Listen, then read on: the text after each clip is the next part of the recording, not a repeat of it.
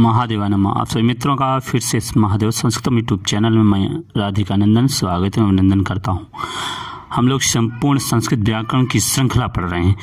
ये संधि प्रकरण चल रहा है जिसके 23वें पार्ट में हम लोग व्यंजन हस्त संधि का अपदांत जस्त संधि देखेंगे। इसके जस्ट पहले के वीडियो में हम लोगों ने पदांत जस्त संधि देखा। प्रतिदिन सुबह 6 बजे हम लोग ये संधि प्रकरण संपूर्ण संस्कृत व्याकरण की श्रृंखला चला रहे हैं, तो आप जरूर चैनल से जुड़ें, सब्सक्राइब करें और साथ में बेल आइकन का बटन दबाएं जिससे हम लोग 6 बजे आपसे मिल सकें। सुबह प्रतिदिन 6 बजे। तो चलते हैं अपदांत जस्त संधि देखते हैं। स्लाइड में आपको अपदांत जस्त संधि दिख रहा होगा। ये अपदांत जस्त संधि का सूत्र है झलाम जस झसी, झलाम झस जस झसी, झलाम जस झसी। यह अष्टाध्यायी के 8वें अध्याय के चतुर्थ पाद का 53वां सूत्र है। इस सूत्र विश्लेषण में 3 पद आए हैं, झलाम जस झसी। इसमें जो पहला है झलाम, ये स्थानीय है, स्थानीय, और दूसरा जो जस है वो आदेश है, और तीसरा जो झसी है वो निमित्त है।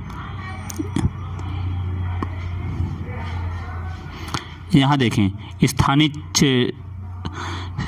छठी विभक्ति में होता है, जबकि आदेश प्रथमा और जो निमित्त होता है सप्तमी। इसका अर्थ होगा झलों का झलों का जस हो जाए झसी प्रत्याहार परे रहने पर। अब देखिए, ये कहते हैं झल का जस हो आदेश होगा। इस देख लें यहाँ पे, देखिए इस झल का, देखिए इस झल का जस आदेश होगा लेकिन झस प्रत्याहार परे होने पर। अब देखिए ये ऐसी कंडीशन होगा, इधर देखिए झल रहेगा, इसका युद्ध किससे होगा? झस से होगा, झस प्रत्याहार से होगा। तो इस झल के स्थान पर जस आदेश हो जाएगा, यही होगा। लेकिन यहाँ पे जो झल है वो चाहे पदांत हो या यहाँ पे झल के पदांत होने की अनिवार्यता नहीं है। अपादांत झल का परे झस होने पर जस हो जाए। अब यहाँ झल, जस और जस ये क्या है? ये तीनों प्रत्याहार हैं। क्या है? प्रत्याहार। क्रम से देखेंगे। पहला जो है सूत्र विश्लेषण में पहला जो आया है झलाम आया है। क्या आया है? झलाम। ये प्रत्याहार है झल वर्णों के स्थान पर। अब देखिए सबका अर्थ देख लें। सूत्र विश्लेषण, झलाम का अर्थ होता है झल वर्णों के स्थान में, छठी विभक्ति एक वचन। जस मतलब जस वर्ण होते हैं, जस वर्ण होते हैं, अर्थात झल वर्णों के स्थान पर जस वर्ण होते हैं। झसी अर्थात झस वर्णों के बाद में आने पर। इतना समझ लें। ये क्या कहता है कि झल का जस हो जाए और झस प्रत्याहार परे होने पर। इतना समझ रहा है। अर्थात झल प्रत्याहार के वर्ण के बाद यदि झस प्रत्याहार का वर्ण आए तो जस प्रत्याहार का वर्ण हो जाए। सूत्रार्थ स्पष्ट देख ले, नीचे है। ये कहता है सूत्रार्थ में कि झल वर्णों के बाद यदि जस, देखिए कहते हैं कि झल वर्णों के बाद यदि जस वर्ण के आने पर झल वर्णों के स्थान पर जस होगा। अब झल एक प्रत्याहार है, यहाँ समझ प्रत्याहार है। झल एक क्या है? प्रत्याहार है। इसमें वर्गों के प्रथम, द्वितीय, तृतीय और उस व्यंजन सा आते हैं। अब देखिए झल में जो जो आएंगे देख लीजिए। प्रथम आएगा, ये प्रथम वर्ण। उसके बाद द्वितीय वर्ण आएंगे, फिर तृतीय आएंगे, फिर चतुर्थ आएंगे। इतने वर्ण आते हैं। और साथ में उस व्यंजन सा ये आएगा। अर्थात इसमें जल प्रत्याहार में 5, 5, 10, 15, 20, 24 अक्षर आते हैं। कितने अक्षर आते हैं? 24। कहते हैं इन 24 अक्षरों के बाद यदि झस प्रत्याहार आए, देखिए ये क्या है? झस प्रत्याहार। झस प्रत्याहार में देख लें, ये देखिए ये आते हैं झस प्रत्याहार में।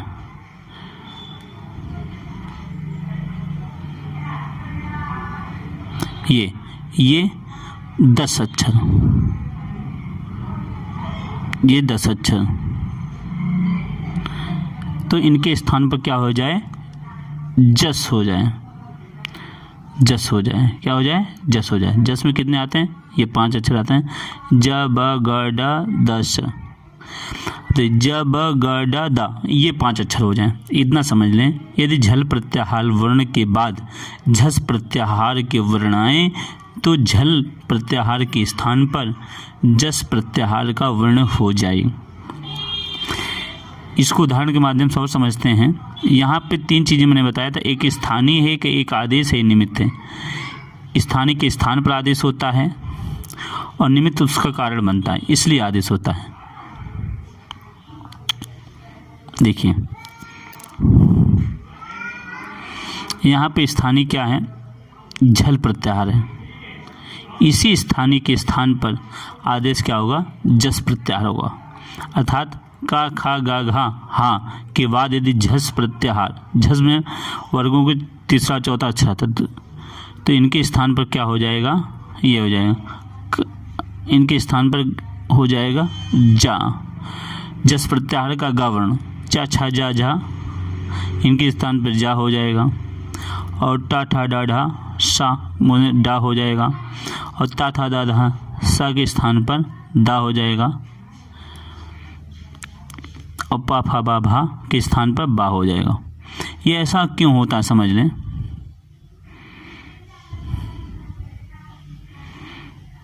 देखिए अब फिर देख लें, इनके स्थान पर क्या होगा, ये वर्ण हो जाएंगे।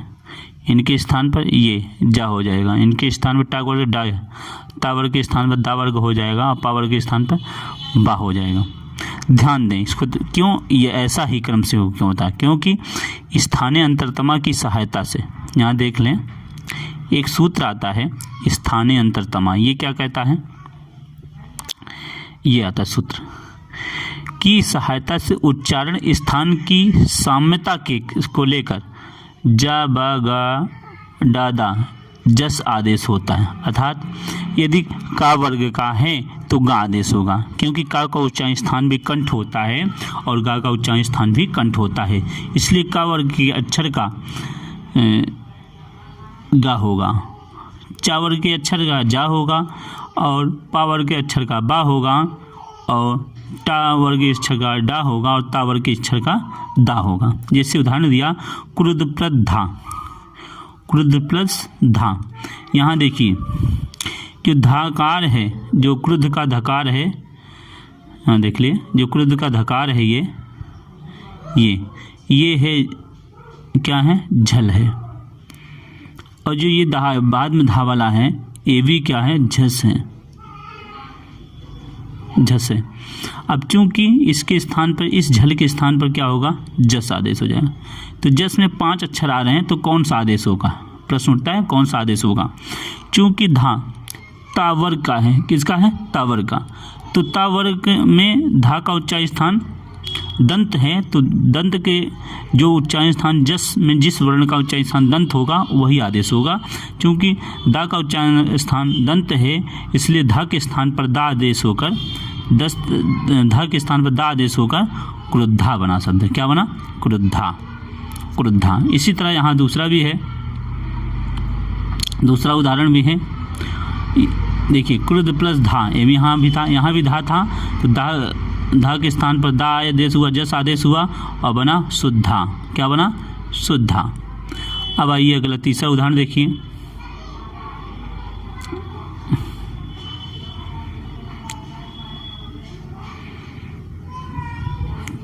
तीसरा उदाहरण देखिए, यहाँ पे युद्ध प्लस धा, युद्ध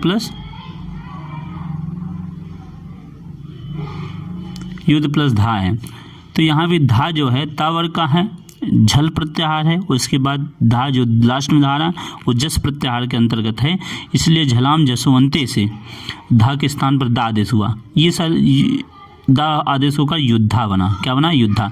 ये जितने युद्ध हैं ये सब अपदांत हैं। उसी तरह लब प्लस धा है। यहाँ जो लब का भकार है, लब में जो लास्ट में भा है वो पावर का है, अर्थात जो ये है झल प्रत्याहार का वर्ण है। ये भा क्या है? झल है, झल प्रत्याहार का वर्ण है। और जो दूसरा धा है चौथा अक्षर है, इसलिए झस में आता है। तो इस झल के स्थान पर जस आदेश होगा। क्या होगा? जस। और जस में 5 आते हैं क्योंकि भा ओठ से बोले जाते हैं, उप पद्मनिया नाम ओष्ठों से, इसलिए भा का वही जस आदेश होगा जो ओठ से बोला जाता है। तो बा एक ऐसा है जो पा वर्ग में आता है, वो भी ओष्ठ से बोला जाता है, इसलिए स्थानीय अंतर समास से भा के स्थान पर बा होकर लब्धा शब्द बना। क्या बना? लब्धा। फिर आइए 2 प्लस धाम, 2 प्लस धाम। यहाँ पे हा के स्थान पर गा आदेश हुआ, क्योंकि हग जो है, इसको समझ लें, थोड़ा ये समझने वाला विषय है। यहाँ देखिए ये युद्ध प्लस धा है। क्या है? युद्ध प्लस धा। अब यहाँ देखिए एक वर्ण है हा, एक वर्ण क्या है? हा। ये आता है किस में आता है? झल में आता है। और इसके बाद धा का जो है ये है, ये किस में है? झस में है,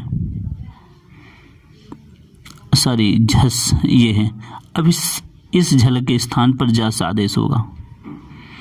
अब देखिए ये झल में हा आता है, हा का उच्चारण स्थान अकुह विसर्जिया नाम कंठा है, अर्थात आ का विसर्ग और हा का उच्चारण स्थान कंठ है। तो जस में जो भी वर्ण कंठ से बोले जाएंगे वही हा के स्थान पर होंगे, क्योंकि हा के स्थान हा भी कंठ से बोला जाता है और जो गा है वो भी कंठ से बोला जाता है, इसलिए हा के स्थान पर गा होकर दुग्धम शब्द बना। क्या बना? दुग्धम। अब आइए अगला उदाहरण देखिए, छठा उदाहरण। छठा में है वृद्ध प्लस धी, वृद्ध प्लस धी। देखिए यहाँ पे वृद्ध प्लस धी। यहाँ देखिए वृद्ध जो है वो धकार जो है वो भी झल प्रत्याहार का वर्ण है, और जो लास्ट में धकार है वो भी जस प्रत्याहार का वर्ण है। तो झल का जस से योग हो रहा है, इसलिए झलाम जसवंते से, सॉरी झलाम झस झस से झल के स्थान पर जस दा आदेश होकर बना वृद्धि। क्या बना? वृद्धि। वृद्धि शब्द बना। अब आइए अगला उदाहरण देखें।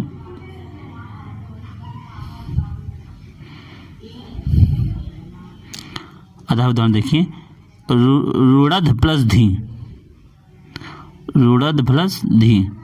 यहाँ देखिए रुड़ध में जो धकार है वो जस प्रत्याहार है, सॉरी झल है। क्या है? झल है। और धी ये जो है झस प्रत्याहार का वर्ण है, तो इस झल के स्थान पर जस आदेश होगा।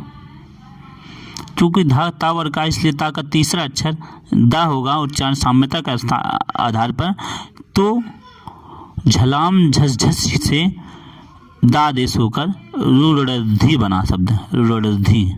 आगे अगला प्रश्न देखिए, उदाहरण बोध प्लस धा है। क्या है? बोध प्लस धा। यहाँ भी बोध का जो धकार है वो झल प्रत्याहार का वर्ण है, और जो लास्ट में धकार है वो झस प्रत्याहार का अंतर्गत आता है, इसलिए झल वर्णों के स्थान पर जस आदेश होगा, धा का दा आदेश हो जाएगा, झलाम झस झसी, झलाम जस झसी सूत्र से, और बन जाएगा बोधा। क्या बन जाएगा? बोधा। तो उम्मीद है वीडियो आपको पसंद आया होगा। यदि पसंद आया है तो चैनल को सब्सक्राइब करें, लाइक करें, शेयर करें।